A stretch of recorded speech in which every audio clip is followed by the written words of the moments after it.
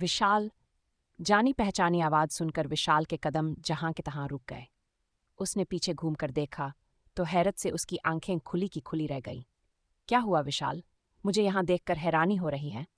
अच्छा, ये बताओ कि तुम दिल्ली कब आए? उसने विशाल से एक साथ कई सवाल किए, लेकिन विशाल ने उसके किसी भी सवाल का कोई जवाब नहीं दिया और चुपचाप आगे बढ़ गया। वह भी उसके साथ साथ आगे बढ़ गई। कुछ दूर विशाल के साथ चलते हुए उसने झिझकते हुए कहा, विशाल, मैं काफी अरसे से दिल पर भारी बोझ लेकर जी रही हूं। कई बार सोचा भी कि तुमसे मिलूं और मन की बात कहकर दिल का बोझ हल्का कर लूं, मगर आज हम मिल ही गए हैं तो क्यों न तुमसे दिल की बात कहकर मन हल्का कर लूं। विशाल, मैं पास ही में रहती हूं, तुम्हें कोई एतराज न हो तो हम वहां थोड़ी देर बैठकर बात कर लें। विशाल के पैर वहीं ठिठक गए। उसने ध्यान से उसके चेहरे को देखा। उसके चेहरे पर गुजारिश के भाव थे जो विशाल की चुप्पी को देखकर निराशा में बदल रहे थे। विशाल, अगर तुम्हारी इच्छा नहीं है तो रहने दो, उसने मायूस होते हुए कहा। विशाल ने उसके मन के दर्द को महसूस करते हुए धीरे से कहा, कहाँ है तुम्हारा घर? उधर, उस चाल में, उसने सामने की तरफ इशारा करके कहा। लेकिन मैं ज्यादा देर तक तुम्हारे साथ रुक नहीं पाऊंगा। जो कहना हो जल्दी कह देना। उसने हाँ में गर्दन हिला दी। ठीक है, चलो, कहकर विशाल उसके साथ चल दिया। विशाल का साथ पाकर उसको जो खुशी हो रही थी उसे कोई भी महसूस कर सकता था। खुशी से उसके चेहरे की लाली ऐसे चमकने लगी मानो सालों से बंजर पड़ी जमीन पर अचानक हरी भरी फसल लहलहाने लगी हो। उसके रूखे और उदास चेहरे पर एकदम ताजगी आ गई। थोड़ी दूर चलने के बाद वह चाल में बने छोटे से घर के सामने आकर रुकी और दरवाजे पर लटके ताले को खोलकर विशाल को अंदर ले गई। विशाल, तुम यहाँ बैठो, मैं अभी आई, कहकर वह दूसरे कमरे में चली गई। जमीन पर बिछे बिस्तर पर बैठा विशाल उस छोटे से कमरे की एक एक चीज को ध्यान से देखने लगा। तभी उसकी नज़र सामने मेज पर रखे एक फोटो फ्रेम पर जाकर अटक गई, जिसमें विशाल के साथ उसका फोटो जड़ा हुआ था। वह फोटो उसने अपनी शादी के 1 महीने बाद कस्बे की नुमाइश में खिंचवाया था, अपनी माँ के कहने पर। माँ ने तब उससे कहा था, बेटा, तेरी नई नई शादी हुई है, जा बिमला को नुमाइश घुमा ला। और हाँ, नुमाइश में बिमला के साथ एक फ़ोटो ज़रूर खिंचवा लेना। पुराना फ़ोटो देखकर गुजरे समय की यादें ताज़ा हो जाती हैं।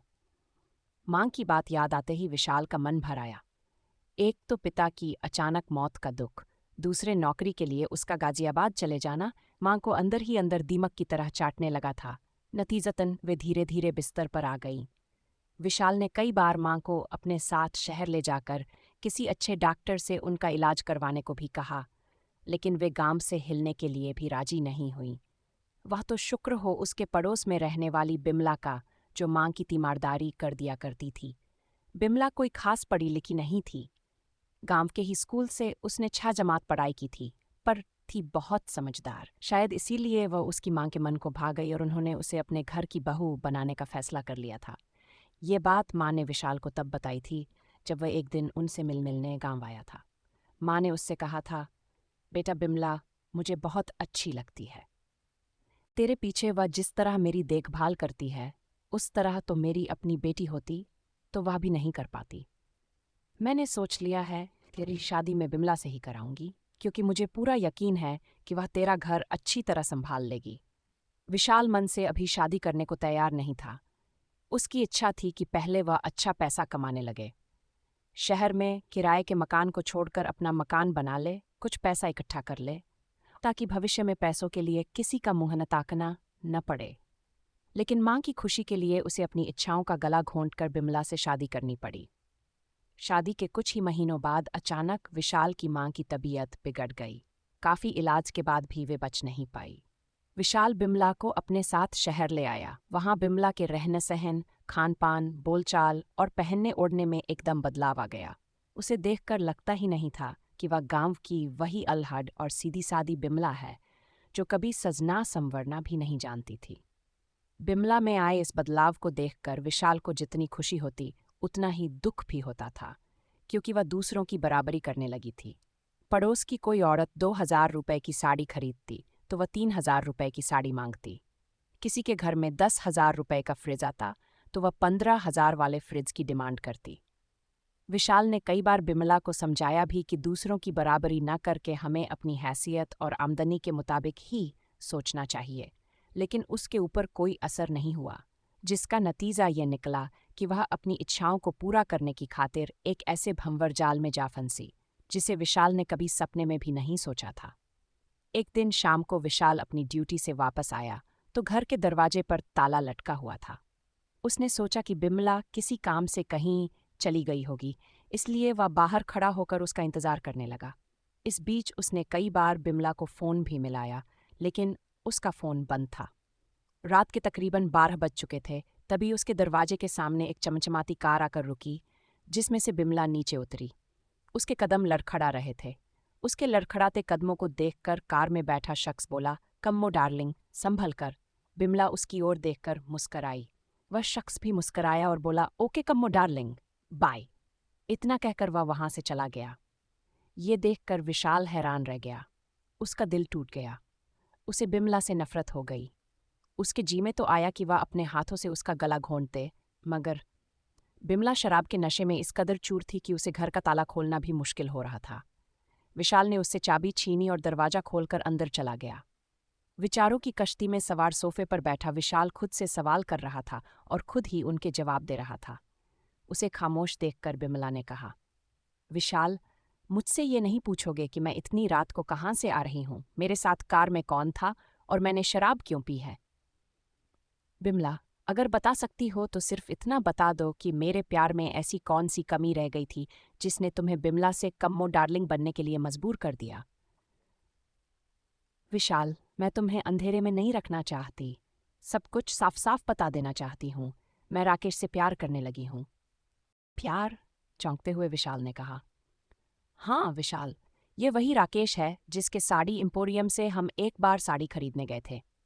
तुम्हें याद होगा कि मैंने गुलाबी रंग की साड़ी पसंद की थी और तुमने उस साड़ी को महंगा बताकर खरीदने से इनकार कर दिया था। तब राकेश ने तुमसे कहा था कि साड़ी महंगी बताकर भाभी जी का दिल मत तोड़ो। भाभी जी की खूबसूरती के सामने 3,000 तो क्या 20,000 की साड़ी भी सस्ती होगी। लेकिन तुम राकेश की बातों में नहीं आए, जिससे मेरा दिल टूट गया। दिल टूट गया और तुम राकेश से प्यार करने लगी। विशाल, हर लड़की की तरह मेरे भी कुछ सपने हैं। मैं भी ऐश की जिंदगी जीना चाहती हूँ, महंगी से महंगी साड़ी और गहने पहनना चाहती हूँ। मगर मैं जानती हूँ कि तुम जैसे तंग दिल और दकियानूसी इंसान के साथ रहकर मेरा यह अरमान कभी पूरा नहीं होगा। इसलिए मैं सोचने लगी कि काश मैं राकेश की पत्नी होती। वह कितने खुले दिन का इंसान है। कितनी खुशनसीब होगी वह लड़की जो राकेश की पत्नी होगी। कितना प्यार करता होगा राकेश अपनी पत्नी को। लेकिन राकेश शादीशुदा नहीं है। ये तो मुझे तब पता चला जब एक दिन राकेश से अचानक मेरी मुलाकात बाजार में हो गई और उसने मुझसे अपने साथ कॉफ़ी पीने को कहा। मैं खुद को रोक नहीं पाई और उसके साथ कॉफ़ी पीने चली गई। कॉफ़ी पीते समय राकेश ने मुझसे कहा था, भाभी जी, उस दिन आप वह गुलाबी रंग की साड़ी नहीं खरीद पाईं। इसका मुझे आज भी अफसोस है। मेरा तो मन था कि वह साड़ी मैं आपको गिफ्ट कर दूं, लेकिन मैं आपके पति की वजह से ऐसा नहीं कर पाया था। मैंने राकेश से कहा था, छोड़िए राकेश जी, मेरे नसीब में वह साड़ी नहीं थी। राकेश बोला था, बात नसीब की नहीं होती है भाभी जी, बात होती है प्यार की। काश आप मेरी पत्नी होती, बस तो मैं आपके लिए एक साड़ी तो क्या दुनिया जहान की खुशियां लाकर आपके कदमों में डाल देता। सचमुच आपकी हर ख्वाहिश पूरी करता। राकेश की आंखों में अपने लिए इतना प्यार देखकर मैं खुद को रोक नहीं पाई। मैंने कहा था, राकेश, सचमुच अगर मैं तुम्हारी पत्नी होती तो तुम मुझसे इतना ही प्यार करते। वह बोला था, भाभी जी, एक बार आप मेरे प्यार की गहराई नाप कर तो देखिए, आपको खुद पता चल जाएगा कि इस दिल में आपके लिए कितना प्यार है। बस उसी दिन से मैं राकेश के प्यार में डूबती चली गई। विशाल, मैं तो तुम्हें छोड़कर राकेश के पास चली गई थी, लेकिन वह चाहता था कि मैं तुम्हें अंधेरे में न रखकर अपने प्यार के बारे में बता दूं। मगर मैं तुम्हें कुछ भी बताने की हिम्मत नहीं जुटा पा रही थी, इसीलिए मुझे शराब का सहारा लेना पड़ा। बिमला, मैं तुमसे ये नहीं कहूँगा कि तुमने मेरे साथ बेवफाई की है, क्योंकि यह सब कहने का कोई फ़ायदा भी नहीं होगा।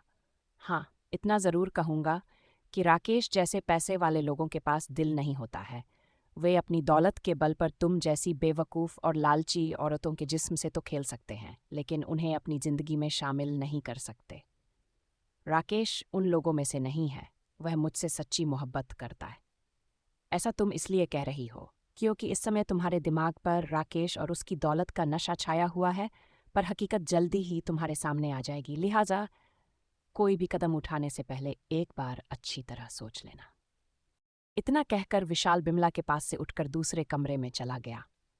उसने सोचा कि जब बिमला का नशा उतर जाएगा तो उसे अपनी भूल का एहसास जरूर होगा और वह कोई भी गलत कदम नहीं उठाएगी, लेकिन ऐसा हुआ नहीं। अगले दिन सुबह जब विशाल सोकर उठा तो बिमला को दुल्हन की ड्रेस में देखकर चौंक गया। वह बिमला से कुछ कहता, इससे पहले ही वह बोल पड़ी, विशाल, अच्छा हुआ तुम जाग गए, वरना मैं तुमसे मिले बिना ही चली जाती। चली जाती? कहाँ चली जाती? आज राकेश ने मुझे एक अलग फ्लैट लेकर दे दिया है, मैं और वह साथ रहेंगे।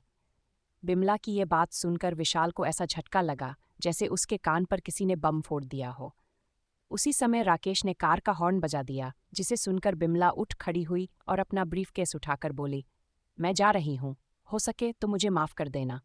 विशाल चुपचाप उसे जाता हुआ देखता रह गया। वह चाहता तो उसे रोक भी सकता था, फिर भी उसने ऐसा नहीं किया, क्योंकि वह जानता था कि जिस बिमला ने अपनी इच्छाओं को पूरा करने की गर्ज से उसकी भावनाओं को भी नहीं समझा, उसे रोकने से भी क्या फायदा। विशाल। बिमला की आवाज ने विशाल की यादों की कड़ी को तोड़ दिया। ऐसा लगा जैसे 15 साल पहले मिले जख्म फिर से हरे हो गए, जिनकी टीस को वह बर्दाश्त नहीं कर पाया और चुपचाप वहां से उठकर जाने लगा। बिमला ने मायूस होकर कहा, विशाल, जो जख्म मैंने तुम्हें दिए हैं, मैं उनकी दवा तो नहीं बन सकती, लेकिन इतना जरूर है कि बेवफाई का जो जहर मैंने तुम्हारी जिंदगी में घोला था, उसकी कड़वाहट से मेरा वजूद जरूर कसैला हो चुका है। तुमने ठीक ही कहा था विशाल कि अमीरजादों के पास धन दौलत और ऐश करने की चीजें तो होती हैं, लेकिन प्यार करने वाला दिल नहीं होता। काश उस समय मैं तुम्हारी बात मान लेती और अपनी इच्छाओं को काबू कर पाती, तो राकेश जैसा धोखेबाज, चालबाज और मक्कार इंसान मेरी जिंदगी बर्बाद नहीं कर पाता। वह मुझे बड़े बड़े सपने दिखाकर तब तक मेरी जिंदगी से खेलता रहा जब तक मुझसे उसका दिल नहीं भर गया। इसके बाद उसने मुझे उस दलदल में धकेलने की कोशिश की जहां औरत मर्दों का दिल बहलाने वाला खिलौना बनकर रह जाती है, लेकिन मैं उसके नापाक इरादों को भांप गई और उसके चंगुल से निकल आई।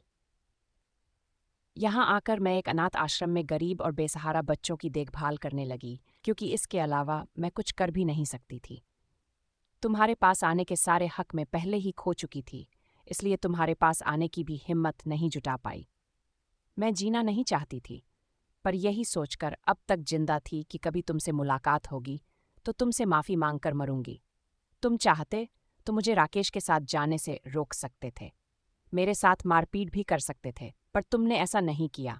चुपचाप अपनी दुनिया को लुटता हुआ देखते रहे, सिर्फ मेरी खुशी के लिए। विशाल, मैंने तुम्हारी हंसती खेलती दुनिया को बर्बाद किया है, हो सके तो मुझे माफ़ कर देना। विशाल ने ज्यादा बात नहीं की, उसे समझ नहीं रहा था कि क्या कहे क्या करे। वह खुद बिमला के जाने के बाद अकेला था, पर उसे मालूम न था कि बिमला पर भरोसा करा जा सकता है। उसने उठकर कहा, अच्छा, मैं चलता हूँ, फिर आऊँगा तब बात करेंगे। बिमला ने कहा, चलो मैं ऑटो स्टैंड तक छोड़ आती हूँ, मुझे लौटते हुए कुछ खरीदना भी है। दोनों चाल से बाहर आए। विशाल का ध्यान बिमला की बातों में था और उसने देखा ही नहीं कि बाएं से एक बस तेजी से आ रही है। वह बस उसे कुचल देती कि बिमला ने उसे अपनी ओर खींच लिया। उसकी जान बच गई, पर बिमला को दाएं से आते एक ऑटो ने जोर से टक्कर मार दी। ये देख विशाल घबरा गया और तुरंत उसे अस्पताल ले गया। कई घंटों की मेहनत मशक्कत के बाद डॉक्टरों ने बिमला को खतरे से बाहर बताया तो विशाल ने राहत की सांस ली। इन घंटों में वह बिमला के पास बैठा यही सोचता रहा कि जितनी गुनाहगार बिमला है, उतना ही गुनाहगार वह खुद भी है, क्योंकि बिमला तो दुनिया की भीड़ में भटक गई थी, लेकिन उसने भी तो उसे सही रास्ता नहीं दिखाया। हो सकता है उस समय वो उसे राकेश के पास जाने से रोक लेता, तो शायद आज बिमला को घर छोड़ने जैसा काम करने की जरूरत ही न होती। हल्की सी कराह के साथ बिमला ने आंखें खोली तो विशाल ने उससे कहा, अब कैसा महसूस कर रही हो? तुमने मुझे क्यों बचाया? मुझे मर जाने दिया होता। पगली कहीं की, एक गलती के बाद दूसरी गलती, ये कहाँ की समझदारी है? अरे, अपने बारे में नहीं तो कम से कम मेरे बारे में तो सोचा होता। विशाल की इस बात पर बिमला हैरान सी आंखें फाड़कर उसे देखने लगी। उसे इस तरह अपनी तरफ देखते हुए विशाल ने कहा, हाँ बिमला, तुमसे मिलने के बाद और तुम्हारी सच्चाई जानने के बाद तो मैंने भी जीने का मन बना लिया। इतना सुनते ही बिमला खुद को रोक नहीं पाई और विशाल से लिपट कर सिसक पड़ी। तो दोस्तों, वीडियो अच्छी लगी हो तो चैनल को सब्सक्राइब ज़रूर करें। मिलते हैं अगली वीडियो में, तब तक के लिए love you and take care.